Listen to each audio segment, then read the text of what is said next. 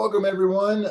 My call sign is BatMando, and we basically created this YouTube channel for anybody who is trying to learn how to play the game X-Wing, or is trying to get into it, or try to get better at X-Wing. So in which case, some of you may be sitting here saying, okay, what's that all about? So first off, if you are getting into this game and everything else, welcome to our channel, and please subscribe to our transmissions. We got tons of content that we already have and then are still making, just so that we can make it a little bit more condensed. But essentially what I'm going to tell you is that we are here to help players learn how to play, grow the community of X-Wing, and also just answer the question that's coming up, and that is, what is X-Wing?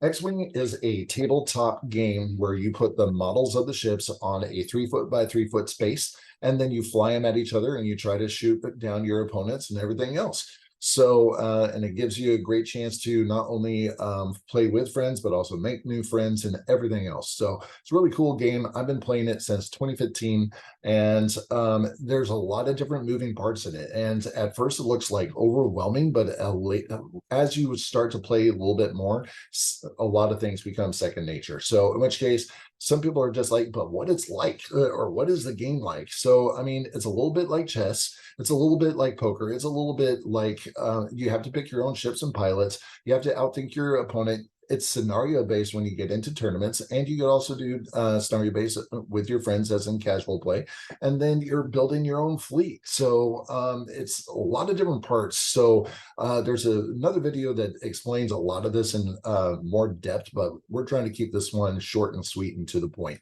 So now, some people don't like chess. I get it. So there's a lot of parts of chess that people just don't like, and they actually hate, and lets the hate flow through you.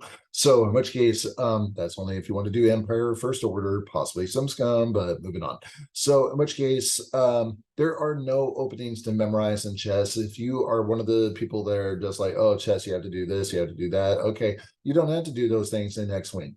The strategy is there, and there are certain ships and certain pilots that can move only certain ways, so that's there. But otherwise, there's more than one way to win in X-Wing, and there's only one way to win in chess. So we are not, X-Wing is not about, oh, you must kill the king. Oh, okay, so now, no, you actually have different scenarios. You have different ways of actually getting to 20 points and winning the game at that point in time. So it's strategy based, but it is flexible. So it's not one of those games like chess where you know your strategy is not working and it's going to cave and fall fairly soon. So is there a possibility of that in X-Wing? Yes, but there are ways to get around it. So now let's go ahead and talk about, you can pick your own pilots. I mean, if you want to be Anakin or you want to be Vader, it's all about what your choice is. Vader flies 2 different ships, Anakin flies 2 different ships. So you get to pick the ship, you get to pick their loadout and figure out what it is that you're going to do with them on the board.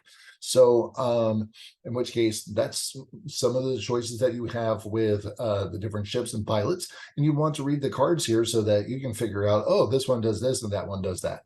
So now I know that it kind of looks like a different language when you're reading through this, like, what is that symbol? What is this symbol? Again, check out our other video, which is under game mechanics, and it will give you a longer in-depth, et cetera, et cetera. So now you get into risk here.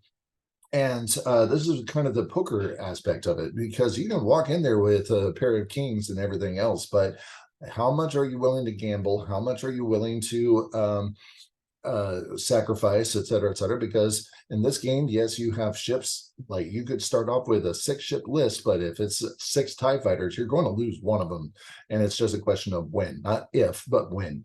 So now you need to also consider your pilots and the strengths that they have and some of the weaknesses that they have. Because, like, I show you right here that Kylo is very powerful.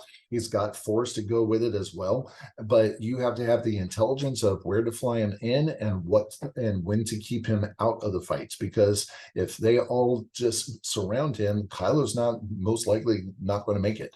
So there's your risk factor, a little bit like poker. And then you got to outthink your opponent. So in which case, you know, Yes, they look like they could have a massive strength against them, but every Death Star has a that one little porthole. So moving right along.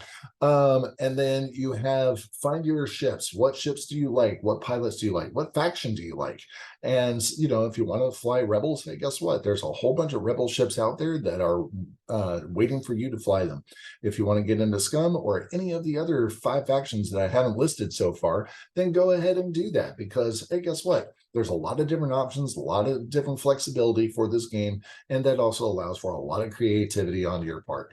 So, last but certainly not least, it's not just about blowing everybody up, although it is, and you've got scenario play. So, in which case, it's not just about how many ships can you blow up, it's also how many objectives can you take.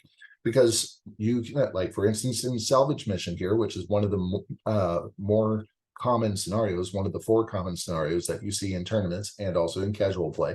So in salvage mission, you have to pick up some objectives, as in pick up a crate, tow it behind you, and make certain that the other guy doesn't get it. So there are plenty of other scenarios, and in the description of this video, we will have a link that will tell you where to go to get those scenarios and everything else. So, and then there are also specialized scenarios. In other words, like, you buy a separate pack in addition to the ships for this particular scenario because you have the Battle of Yavin and then you also have the Siege of Coruscant. We're being told that there will be future scenarios, but as of this video, these are the scenarios that we have. So check it out and come fly with us.